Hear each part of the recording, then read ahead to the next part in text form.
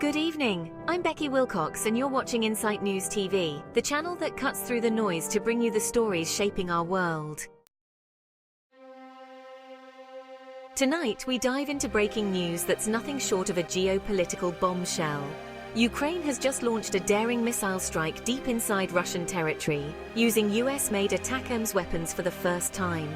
This bold move shatters previous limits and could redefine the course of this war. But here's the question.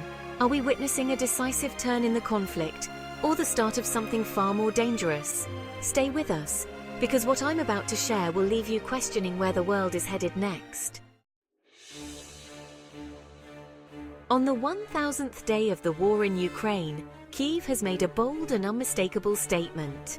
In the dead of night, 6 ballistic missiles were launched into Russia's Bryansk region. These weren't just any missiles, they were ATACMS, the crown jewel of America's long-range arsenal. This marks the first time Ukraine has taken the fight this deep into Russian territory with such firepower. The timing?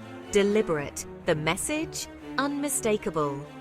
This strike comes just 2 days after President Biden gave Kyiv the green light to use these advanced weapons inside Russia. But here's where it gets even more intriguing. Russia claims its air defenses intercepted 5 of the missiles, with the 6th causing a fire at a military site. No casualties reported, but let's pause here. Was this a warning shot or a prelude to something much larger? And what does it say about Ukraine's growing military confidence? Ukrainian President Volodymyr Zelensky didn't confirm or deny the strike in his latest press conference, but his words carried weight. We have long-range capabilities, and we will use all of them. Let's break that down. This is a nation that has been battered, blockaded, and besieged for nearly 3 years. Yet with every escalation, Ukraine seems to emerge with sharper claws. First, their indigenously produced drones struck fear deep in Russian territory. Then came the Neptune missiles, and now the ATACMS.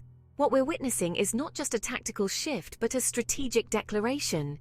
Ukraine is no longer just defending, it's taking the offensive.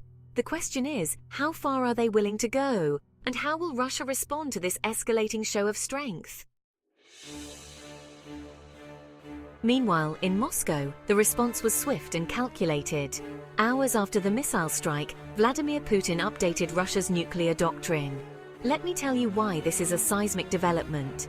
Under the new doctrine, any attack on Russia by a non-nuclear state, if backed by a nuclear power, could be treated as a joint attack on Russian sovereignty. Let that sink in. We're talking about a nuclear doctrine being rewritten in real time, just 2 days after President Biden gave Ukraine the green light for these strikes. Coincidence? Hardly. This is high-stakes chess and every move counts. But here's the million-dollar question. Is this a bluff to deter further escalation, or is the world inching closer to a nuclear precipice? And if that wasn't enough, there's another wildcard in play: North Korea. Yes, you heard that right. Thousands of North Korean troops are now stationed in Russia's Kursk region, a stone's throw from where Ukraine launched a daring counteroffensive this summer. This is no longer just a European war. It's drawing in players from across the globe, each with their own agenda. Matthew Miller, spokesperson for the US State Department, called this deployment a major escalation, and he's not wrong. The introduction of an Asian military power into a European conflict has turned this war into a global flashpoint. But here's the real story. Is this a desperate move by Russia to shore up its struggling forces? Or is it the beginning of a new axis of military alliances, one that could reshape the global order as we know it? Back in Washington, President Biden's decision to approve the use of ATACMS inside Russia was anything but straightforward. For months, his administration had wrestled with the risks. Would this escalate the war beyond control? Would it drain US stockpiles of these critical weapons? In the end, the decision was made to support Ukraine at a pivotal moment. But it raises another critical question. How long can the US and its allies sustain this level of support? And what happens if the weapons stop flowing? Let's not forget, this is a war that has already cost billions of dollars, displaced millions, and claimed countless lives. And now, with winter closing in, the stakes couldn't be higher. Will the world rally behind Ukraine or start to waver under the weight of this conflict? As we look to the days ahead, one thing is clear. This war is entering a new and perilous phase. With Ukraine emboldened by its long-range capabilities and Russia rewriting the rules of engagement, the potential for miscalculation is greater than ever. But here's the thought I want to leave you with tonight. Wars are fought with weapons, but they're won with resolve. Ukraine's latest strike is a testament to its unyielding determination. Yet, with every escalation, the shadow of global conflict looms larger. So what does this mean for the future of the war? For Europe? For the world? Only time will tell.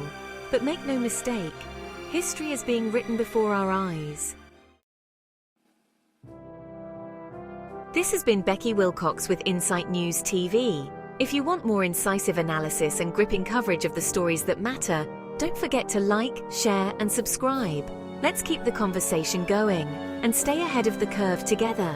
Thanks for watching, and I'll see you next time.